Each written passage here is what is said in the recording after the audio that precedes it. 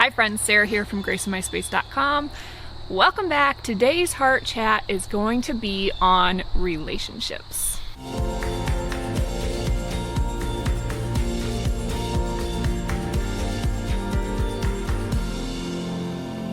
Now the house was really dark today, so I brought the chair outside. We're gonna get a little woodsy view today. Maybe the bird noises will be soothing to you.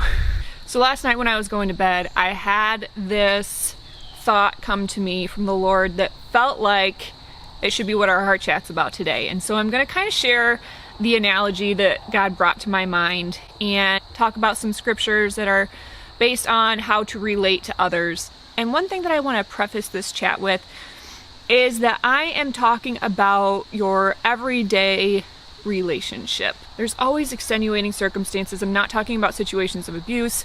There's also something to be said for creating healthy boundaries with toxic people. But what I want to talk about today is your everyday relationship that you are striving to maintain, that you are striving to improve, and I hope that this encouragement can be helpful to you. So I think a lot of times when people look at biblical passages on relating to others, they tend to look at marriage relationship advice. This applies for marriages, but I really want to broaden it because I think it applies to all relationships in general. And let's be honest, most of us have a difficult relationship outside of marriage. And so maybe marriage is what you need to apply this towards, but maybe it's not. Maybe it's friend to friend, or coworker to boss, or coworker to coworker, or parent to child, or a different relative that you might be struggling with. It doesn't matter what the relationship is, these biblical principles can apply. So what I want to do is pause, take a minute, and think about that relationship in your life that you are struggling with, that you want to improve on. And that's who I want you to focus on while we talk about this. So last night as I was going to sleep, I had this thought come to mind that felt like a good analogy to share on relationships. Imagine that there are two pieces of metal welded together. That's your relationship. One is you and one is the other person. And you have been welded together for whatever circumstance you're in. Maybe it's marriage, maybe it's parent-child, maybe it's at work, maybe it's a friend. I don't care what it is. You guys are right here. And this is how we all start, right? Right here. We all start in unity. Relationships don't tend to start on rocky ground. Usually people come together, they have common interests, they like each other, they want to be with each other, and so they get welded together. From that point on, there are two basic actions that can happen in a relationship. You can either continue to be welded together, or you can be corroded. Now, the actions that are looking like you're continuing to be welded together, stronger joints, stronger unity, you're not going to be separated from this person when you are continuing to be welded together. Those look like love, like forgiveness, like bearing with one another, showing mercy and grace, and just having a general goal of unity and love. On the other hand, there's corrosion, and corrosion looks like acid being spewed at one another, eating away at the metal, whether that's through tearing each other down, through unforgiveness, through hatred, through acts of selfishness, whatever the case may be. Those acts are separating the two people that are welded together. And so when you have those two main options, obviously there's other things that go into relationships, but you're either building up and unifying, or you're tearing down and separating. Those are the two basic directions that you can go in a relationship. And so when you're looking at what the Bible says about relationships and about how to love others, it's very difficult for us flawed human beings to look at our relationship with whoever that person may be and not only look at the other person's issues. But as I was looking through the passages, the common theme that I found was none of them are talking to the other person. They're talking to the person who's reading it. You know, in 1 Corinthians it talks about being humble and gentle with one another. And it doesn't say, hey Sarah, you need to go tell Aaron that he should be humble and gentle with you. It's not what it says.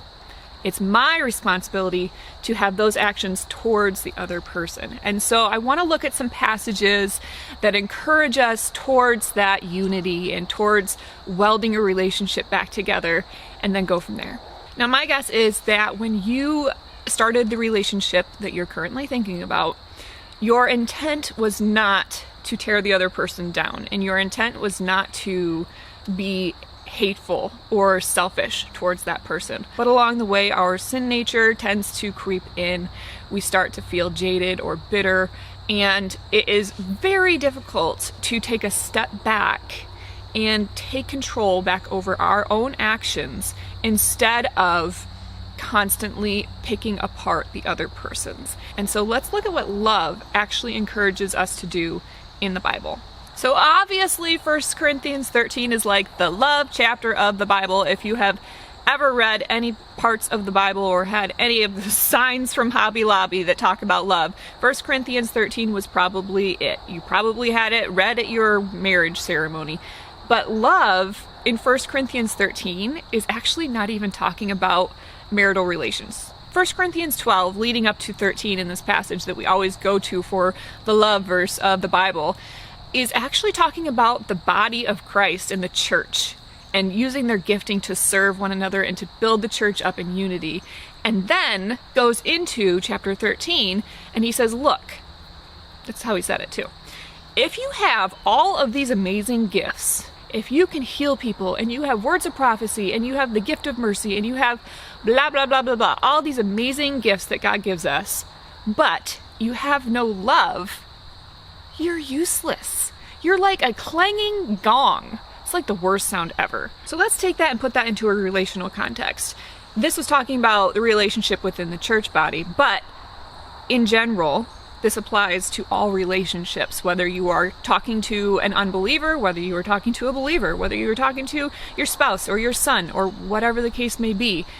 The passage is basically saying, if you have all these good gifts, but you don't have love as the unifying action behind your motives, you have nothing. Let's remember that love is not an emotion. Sure, you can feel loving thoughts towards other people, but love is actually an action.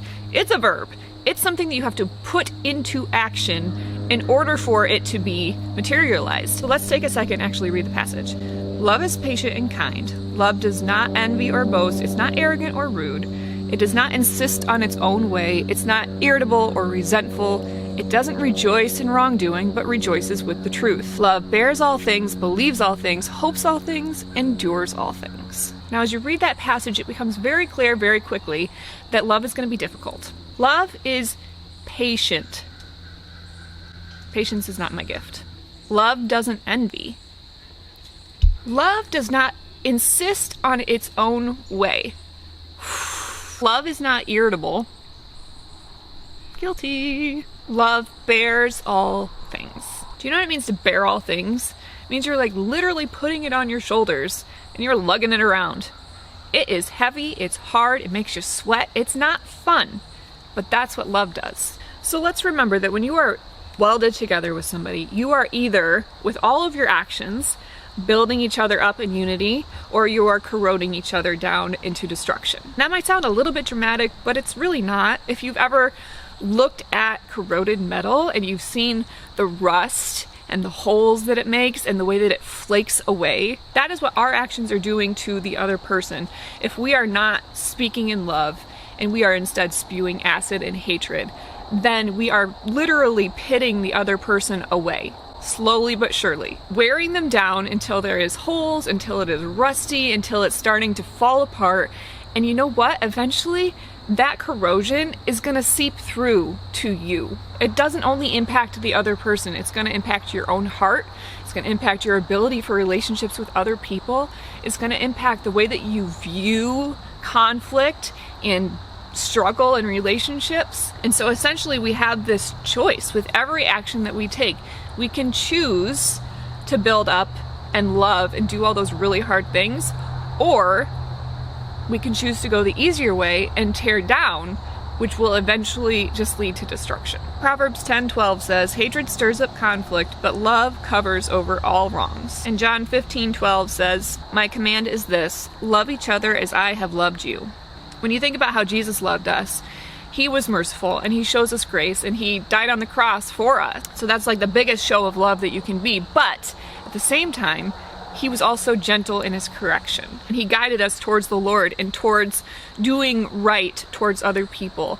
He guided us in so many ways that were humble and gentle and compassionate and meek and just overarching loving, even in our wrongdoing and even when it was against him. And then you read, okay, so hatred stirs up conflict, but love covers all wrongdoing. When you think about a relational conflict that you're having, hatred is what's stirring that up. You might not call it hatred, but if you are spitting acid in any way towards that other person, it is hatred because it's not love. And that passage just lays it out. You can either hate in conflict or you can cover wrongs with love in conflict. Those are your two choices. Build up, destroy. I just want to encourage you this week, think about that person that you are welded together with, that you are struggling with, that is a trying person to love. Remember that we are to show love the way that Jesus loved us, which means that we're to do it without expecting anything in return. So as we change our hearts, we don't have the expectation that theirs is going to change too. We're working on ourselves. And we're doing it in humility and in gentleness. We're not making a big show out of it. It's not a, oh, look at me, I'm building you up today, what are you gonna do for me? No, it is done in complete anonymity, really. But you know what? That other person, they are gonna see your heart change. They are gonna recognize that your pattern of destruction is going the opposite way. It's gonna make them stop and think, why is she not fighting back? Why is she being so patient? Why is her tone not raising? They're gonna wonder and they're gonna recognize it. But remember that love is patient, and that means that you have to be patient. Because remember that through the years of this relationship, you have, whether intentionally or not, spewed acid on the other person, and you've caused corrosion in their life, and it's gonna take a lot of welding to get that unity back. This other person has 30 spots of corrosion from years of having this conflict in your lives. And you can't throw one weld on there of love and expect everything else to be fixed. I'm gonna pop a list of verses up here that I would encourage you to go read on your own time. They're talking about love. It's talking about how to do it because it's just not easy. It just isn't. It's gotta be intentional. It's gotta be a heart change. And you're not gonna be able to do it in your own strength. Ask Jesus to help you love that person and then watch him do it. Thanks for hanging with me today, my friends. This week, go out and be the person that chooses to love. And I'll see you next time.